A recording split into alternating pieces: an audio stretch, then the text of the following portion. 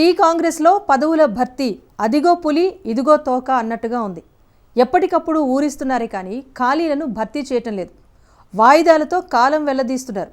కసరత్తు పూర్తయిపోయింది, 2 రోజుల్లో ఇచ్చేస్తారు అన్న పదవుల్ని సైతం అధిష్టానం ఎందుకో పట్టించుకోవటం లేదు. అసలు కాంగ్రెస్లో పదవుల భర్తీ ఎప్పుడు కాబోతోంది? నామినేటెడ్ పోస్టుల కోసం ఎదురుచూసే నేతలకు శుభవార్త ఎప్పుడు అందుతుంది? మంత్రివర్గంలో చోటు కోసం ప్రయత్నాలు చేసే నేతలకు అదృష్టం ఎప్పుడు వరిస్తుంది?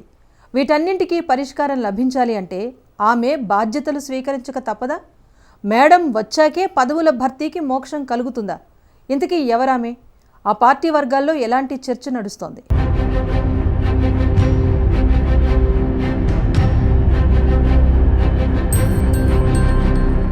తెలంగాణలో కాంగ్రెస్ ప్రభుత్వం ఏర్పడి దాదాపు 16 నెలలు గడుస్తోంది.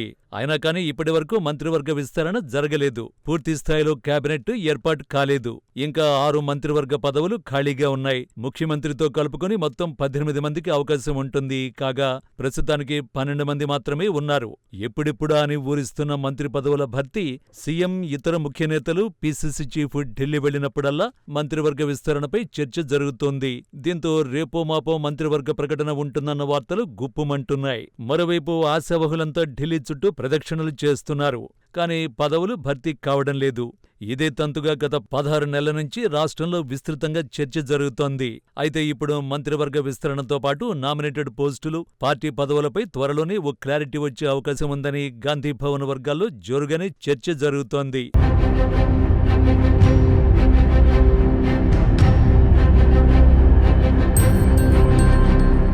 ప్రభుత్వం ఏర్పడిన దగ్గర నుంచి నామినేటెడ్ పోస్టుల భర్తీపైన భారీగానే ఆశలు పెట్టుకున్నారు హస్తం నేతలు. ఇప్పటికే కొన్ని నామినేటెడ్ పోస్టులను భర్తీ చేశారు. అయితే మరికొన్ని నామినేటెడ్ పోస్టులు ఇంకా మిగిలి ఉన్నాయి. వాటి కోసం పార్టీ నేతల్లో తీవ్ర పోటీ నెలకొంది. నామినేటెడ్ పదవులు ఆశించే నేతలంతా ఎవరికి తోచిన లాబియింగ్ వారు చేసుకుంటున్నారు. వారికిష్టమైన నేతల్ని ప్రసన్నం చేసుకుని లాబియింగ్ను ముమ్మరం చేసుకుంటున్నారు. అయితే గతంలో పలుమార్లు నామినేటెడ్ పోస్టులు భర్తీ జరుగుతాయని చర్చ జరిగినా అవి కేవలం చర్చకు మాత్రమే పరిమితమయ్యాయి. పెండింగ్లో ఉన్న నామినేటెడ్ పోస్టులు మాత్రం భర్తీ కాలేదు. అలాగే మహేష్ కుమార్ గౌడ్ పీసీసీ అధ్యక్ష బాధ్యతలు చేపట్టిన తర్వాత కొత్త కమిటీలను ప్రకటించలేదు. పాత కమిటీలే ఇప్పటికీ కొనసాగుతున్నాయి. ఇక త్వరలోనే పాత కమిటీలకు స్వస్తి పలికి కొత్త కమిటీలు రానున్నట్లు తెలుస్తోంది.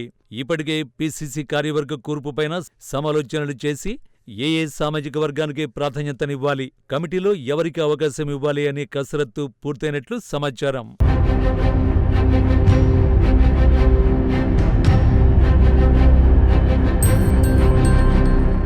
ప్రస్తుతం బీసీ సామాజిక వర్గానికి చెందిన మహేష్ కుమార్ గౌడ్ పీసీసీ అధ్యక్షుడిగా ఉన్నారు. కాబట్టి ఓసీ, ఎస్సీ, ఎస్టీ సామాజిక వర్గాల నుంచి పార్టీ వర్కింగ్ ప్రెసిడెంట్లను నియమించే అవకాశం ఉన్నట్లు పార్టీలో జోరుగా చర్చ జరుగుతోంది. అయితే ప్రస్తుతం సమర్థవంతమైన నేతలు ఎవరు అనే అన్వేషణలో పార్టీ జాతీయ నాయకత్వం పడినట్లు సమాచారం. తెలంగాణలో పార్టీ పదవులు, నామినేటెడ్ పదవులు, మంత్రివర్గ విస్తరణ వీలైనంత తొందరగా పూర్తి చేయాలని ఏఐసీసీ యోచిస్తోందట. ఇప్పటికే తెలంగాణ ప్రత్యేక వ్యవహారాల ఇన్ఛార్జిగా మీనాక్షి నటరాజన్ను ఏఐసీసీ ఎంపిక చేసింది. కాంగ్రెస్ పార్టీకి వీర విధేయురాలిగా ఆమెకు మంచి పేరుంది. సింప్లిసిటీకి కేర్ ఆఫ్ అడ్రస్ గా ఆమె నిలుస్తారు. గాంధీ కుటుంబానికి అత్యంత నమ్మకమైన వ్యక్తి. అందుకే అధికారంలో ఉన్న తెలంగాణ రాష్ట్రానికి ఆమెను ఇన్ఛార్జిగా జాతీయ నాయకత్వం నియమించింది.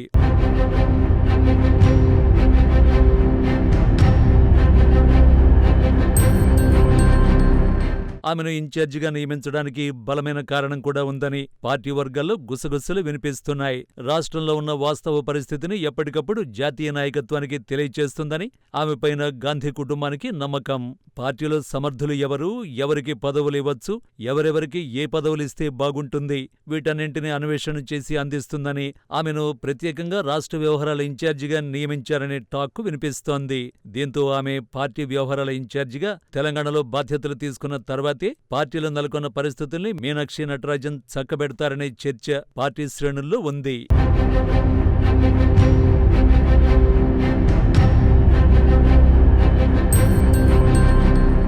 పార్టీలో నెలకొన్న అసమ్మతితో పాటు అన్నింటినీ చక్కదిద్ది పార్టీ నేతలను ఏకతాటిపైకి తీసుకొచ్చి పదవుల పందేరం ప్రారంభిస్తారని తెలుస్తోంది.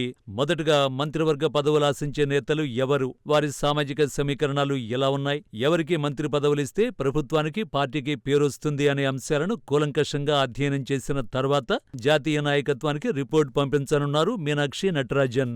దాని తర్వాతే మంత్రివర్గంపై ఓ క్లారిటీ వచ్చే అవకాశాలు ఉన్నాయి. ఇక నామినేటెడ్ పదవులు ఎవరు ఆశిస్తున్నారు, ఎవరు సమర్థులు, ఎవరికి పదవులిస్తే పార్టీకి వన్నె తెస్తారు అనే కోణంలో స్టడీ చేసిన తర్వాత నాయకుల అభిప్రాయాలు తెలుసుకుని నామినేటెడ్ పదవుల లిస్టును కూడా తయారు చేస్తారని సమాచారం. ఇక పార్టీ పదవులు ఆశించే నేతలు కూడా పార్టీకి వారు చేసిన కంట్రిబ్యూషన్ ఏంటి, ఎప్పటినుంచి పార్టీలో ఉన్నారు, వారికి పదవులిస్తే ఎంతవరకు పార్టీకి ఉపయోగపడతారు, వీటన్నింటిపైన రాష్ట్రంలో ఉన్న ముఖ్య నేతలతో సమావేశమైన తర్వాతే పార్టీ పదవులపైన కూడా క్లారిటీ వచ్చే అవకాశం ఉందని గాంధీభవన్ వర్గాల గుసగుసలు వినిపిస్తున్నాయి.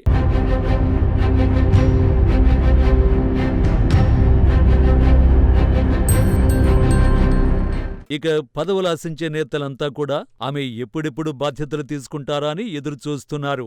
ఆశావహులు కూడా తాము ఏ పదవులకు సెట్ అవుతామో చెబుతూ బయోడేటాలు ఇవ్వడానికి సిద్ధమవుతున్నారు. మరి ఆమె బాధ్యత తీసుకున్న తర్వాత పార్టీ కార్యవర్గంలో నామినేటెడ్ పోస్టుల్లో మంత్రివర్గ విస్తరణలో ఎవరెవరికి అవకాశాలు దక్కనున్నాయి అనేది ఆసక్తికర అంశంగా మారింది. అసలు ఏ రకంగా ఆమె జాతీయ నాయకత్వానికి ప్రపోజల్స్ పంపుతారు అని రాజకీయ వర్గాల్లో జోరుగా చర్చ జరుగుతోంది.